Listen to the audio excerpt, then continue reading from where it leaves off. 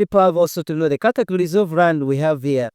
A tenure system that we have customary, which you can either be by inheriting from your people, like when you go to the north, it's so much common there, or by clearing forests. They are made to how you acquire this land.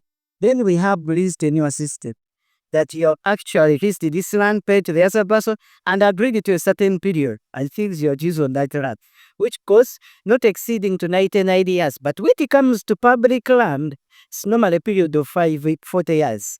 Public land, I mean, this is government land, but you're leasing on it. Ghana doesn't go beyond that period.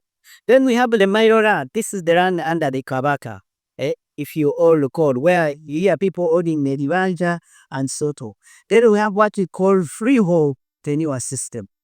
You own its land for you have perpetual rights and conclusive rights, ownership over this land.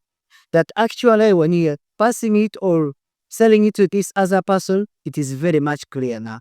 With these different tenure systems, they have different authorities. If my land here also to over the kingdom.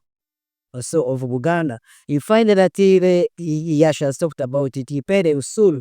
So you find like a land, your powers are from those people who initiated it, not. The other thing is, if you are going to produce children or dealing with any fossils, in look I've always said it's what you call adverse possession. When someone says on your land for a period of 12 years and they have been unchanged, and they at most normally claim right over ownership. So if you sit as parents who are always just say, yeah, what is that issues with my dad? Don't sugar is on my land. At times they are right. The issue is you can reach at a certain time and claim ownership or this say that. So you have to put into consideration all these things that you have at least taken initial steps of challenging this before. Then the limitation appeal, challenging another action. That because you should look at fellow VRs, say, okay, these people are stable on our land, but you have to brother him in courts of law. These people have been there for 34 years and you have never taken any action. You can't grab them to court of law. So the limitation period is always 12 years. In the case of earlier contract to the breach and what, you always have the term of 60 months. How? You have agreed this land that maybe like there's a scenario, these people have refused to process it into a lease title. Because their target is to steal the land title to come. So then you can sue for what we call breach of contract. But the limitation period is always 6 months. So if you have to someone and you're quiet for 2 years, they have not performed anything.